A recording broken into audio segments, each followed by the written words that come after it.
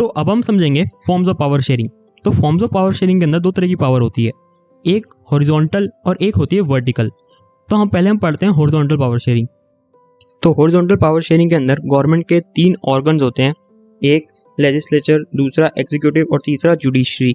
और इन तीनों ऑर्गन के पास इक्वल पावर होती है और ये तीनों ऑर्गन एक दूसरे को चेक भी करते रहते हैं कि कोई ऑर्गन ज़्यादा पावर का तो इस्तेमाल नहीं कर रहा है। मतलब ये देखते हैं कि कोई ऑर्गन अनलिमिटेड पावर का तो यूज़ नहीं कर रहा है।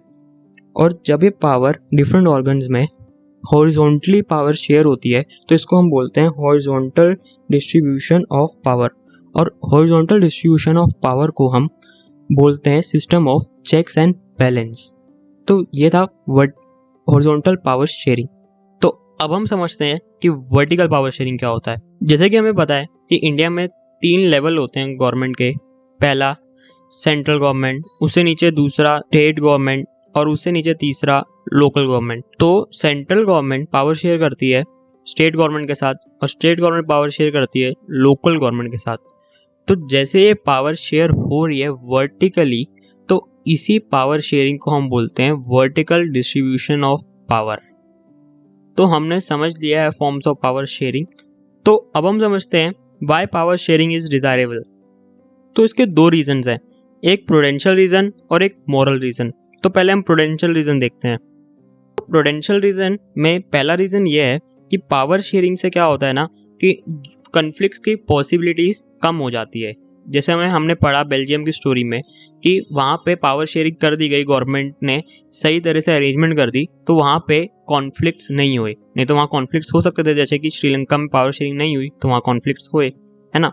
तो दूसरा रीज़न ये है कि अगर पावर शेयरिंग हम नहीं करते तो दोनों कम्युनिटीज के बीच में या किसी भी कम्युनिटी के बीच में कन्फ्लिक्ट हो सकता है और इससे क्या होगा, पॉलिटिकल इंस्टेबिलिटी आएगी। और थर्ड पॉइंट ये है, अगर हम पावर शेयरिंग कर देते हैं तो पॉलिटिकल इंस्टेबिलिटी नहीं आएगी और सब कुछ अच्छे से चलेगा और कंट्री में शांति बनी रहेगी। मोरल रीजन, तो पावर शेयरिंग अगर किसी कंट्री में नहीं होती तो वहाँ की कंट्री की डेमोक्रेसी का कोई फायदा नहीं है। जैसे कि श्रीलंका में हमने देखा, वहाँ पे डेमोक्रेसी तो थी श्रीलंका में पर वहाँ पावर शेयरिंग ही नहीं थी। तो ऐसी डेमोक्रेसी का कोई फायदा नहीं, क्योंकि वहाँ पे क्या हुआ, बाद में कन्फ्लिक्ट ही हुआ, दोनों कम्युनिटीज आपस में कन्फ्लिक्ट हो गया, लड़ाई झगड़े हुए और बहुत लोगों की जान चली गई। तो पावर शेयरिंग स्पिरिट है डेमोक्रेसी की, पावर शेयरिंग नहीं है तो डेमोक्रेसी का कोई फायदा भी नहीं है। तो यही थे बस 2 रीजन हमने समझे, कि एक प्रूडेंशियल रीजन और एक मोरल रीजन।